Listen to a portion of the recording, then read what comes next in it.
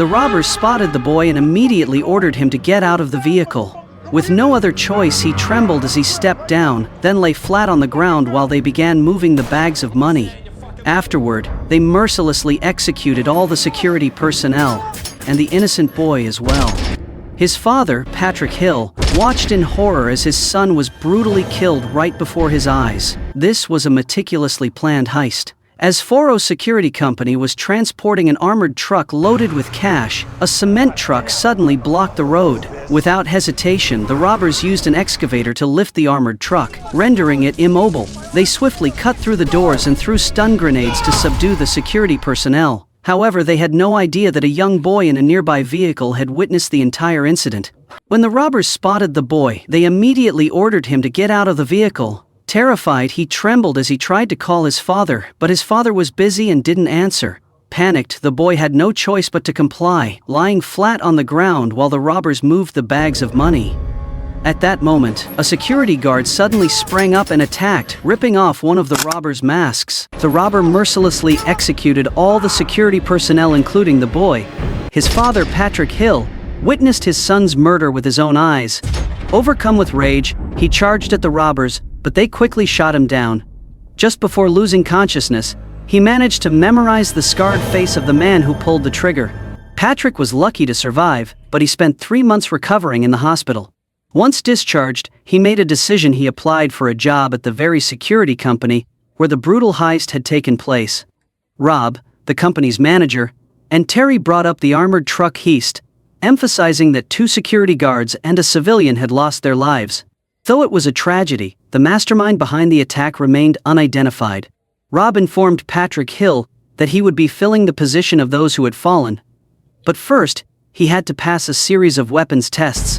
Under bullet-strict training, Patrick endured a grueling day of drills. Though he barely met the minimum standards, he was still qualified to become a security guard. Patrick was given the nickname H by his colleagues. He quickly got acquainted with the other security guards, including Hollow Bob and Dave. During his first transport shift, everything went smoothly as expected, with no incidents. However, the next day, while Hay and Dave were on duty, the situation took a sudden turn. An armed gang jammed their radio signal, forcing the truck to stop. From a distance, the robbers had already locked onto their target, ordering H to throw all the money into the bed of a waiting pickup truck. H deliberately dropped a bag of money from the truck, making it seem like an accident. So one of the robbers moved in to retrieve it. He immediately hurled another bag at him, then, in a flash, drew his gun and fired a shot straight into the man's head. Spinning around, H unleashed a barrage of perfectly precise shots, taking down the entire gang in mere seconds. When only the leader remained, panic took over and he bolted. H gave chase, cornering him in a tight alley before finishing him off on the spot. However, Terry didn't approve of H's actions. As a consequence, he decided to discipline him, forcing H to take a desk job for at least a month. However, Fortico's CEO, Blake Halls, had a different perspective. Not only did he praise H, but he also suggested that he deserved a promotion. With what he had done, H hadn't just completed his duty, he had become a true hero. Soon after, H was called in to review footage of the previous armored truck heist to determine whether any of the attackers from the recent incident looked familiar. As the video played, his eyes locked onto a specific robber. But instead of revealing this, H remained calm and simply stated that no one looked familiar. Not long after, the 2 agents were revealed to be working for a mysterious figure known as King, a shadowy mastermind, who believed that H would unknowingly lead him and his crew to those responsible for the first heist. Meanwhile, the other security guards praised H for his bravery. He simply responded with a quiet thank you before returning to his work. 3 months later, while H and Bullet were on a routine assignment, a motorcycle suddenly swerved in front of their truck, forcing them to stop. Before they could react, they found themselves surrounded by a group of heavily armed gunmen, ready to open fire. However, as soon as H stepped out and revealed his face, the gunmen immediately froze, as if they recognized him. Within moments, they retreated to their base, leaving all the money behind. Terry was stunned. Had they really backed off just from seeing H? He was about to ask when Blake quickly stopped him. Turning to H, Blake told him that he would have his own team and should continue doing exactly what he was doing. That night, H sneaked into the home of Dana, a security guard. However, upon discovering a stack of cash in her apartment, he immediately began interrogating her. To force the truth out of her, H fired several warning shots, terrifying Dana into confessing that she had skimmed some money from a job a few months ago. Not stopping there, H showed her 2 photos, one of her parents along with a chilling warning about the consequences if she dared to lie to him. 5 months earlier, H was enjoying a vacation in the United States with his son, Duge, when he unexpectedly received a call from Mike, a former crime boss and the leader of the gang H had once abandoned.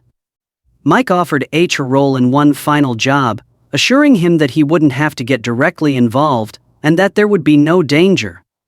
The task was simple. H only needed to stay 1,000 yards away and drive to a location near the docks where the heist was about to take place. While H was out buying food, all he had to do was inform Mike of the truck's movements. But then, tragedy struck. He witnessed Duge's death with his own eyes. H remained unconscious for nearly 3 months. When he finally woke up, he was devastated to learn that his son hadn't survived. He reunited with his ex-wife, Jane, who blamed him for Duge's death. After that, he confronted Mike and his crew, the ones involved in the tragedy. H agreed to work with them to track down those truly responsible. He hunted through the criminal underworld, interrogating gang after gang, until one finally revealed the names of some brothers in the crime scene. Following the lead, H arrived at a building where these men operated, engaging in all kinds of brutal crimes. However, they failed to provide any useful information, and H didn't hesitate to eliminate them. During the ordeal, he noticed a security guard working at the building.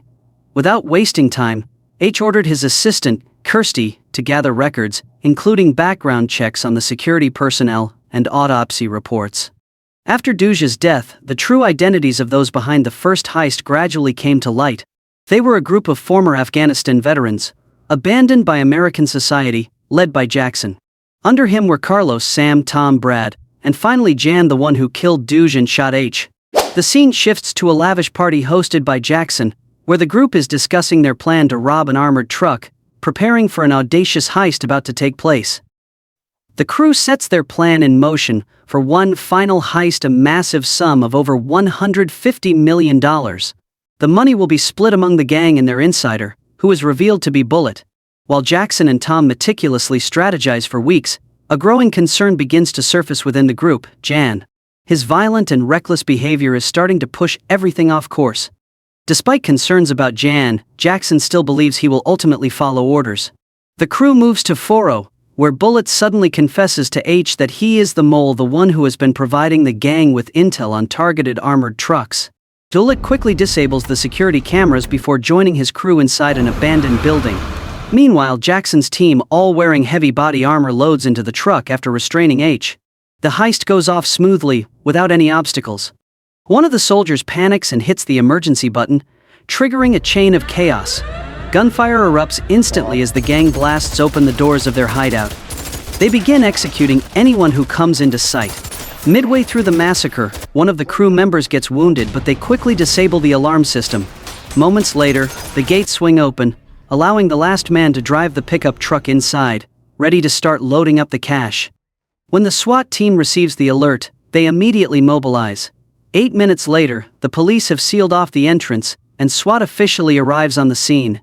Amid the chaos, H suddenly seizes a gun from one of the attackers and shoots him in the leg.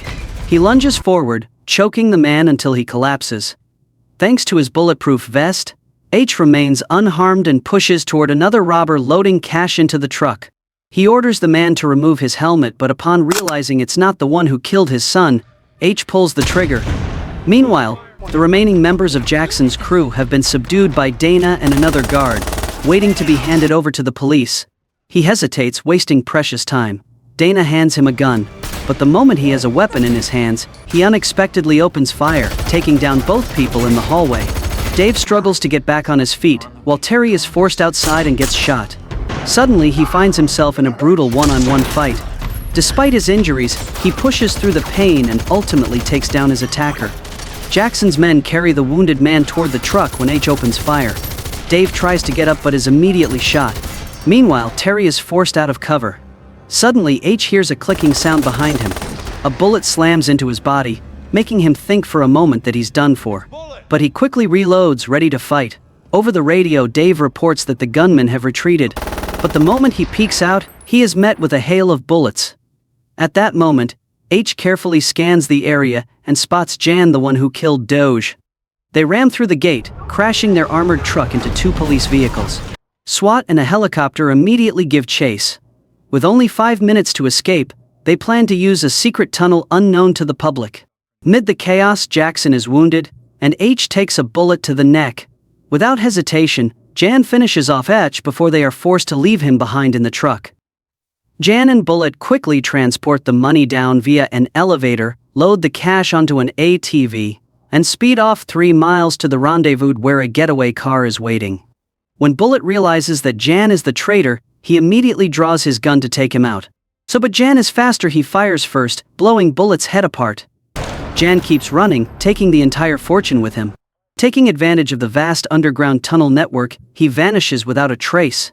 The police fail to seal off all the exits in time, allowing Jan to escape flawlessly. Sometime later, he sits in his apartment, admiring the stacks of cash in his hands. Suddenly, a phone in his pocket starts ringing. A familiar voice speaks from behind him. Jan turns around. H is standing there. He tosses Jan a copy of Doge's autopsy report. Jan glances at the report and starts reading. Gunshot wounds piercing Doge's liver, lungs, spleen, and heart. His eyes freeze on a photo of Doge. Memories come rushing back, the image of H silently staring at him on the floor. Suddenly, a gunshot rings out, sending a sharp pain through his body. He screams in agony.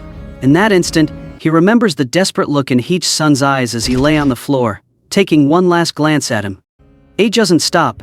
Slowly and ruthlessly, he fires again, this time into the spleen, and finally the heart.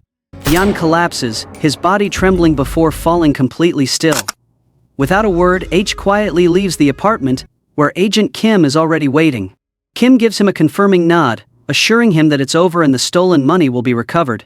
Saying nothing, H steps into another car, where a man is waiting. The vehicle pulls away, disappearing into the night.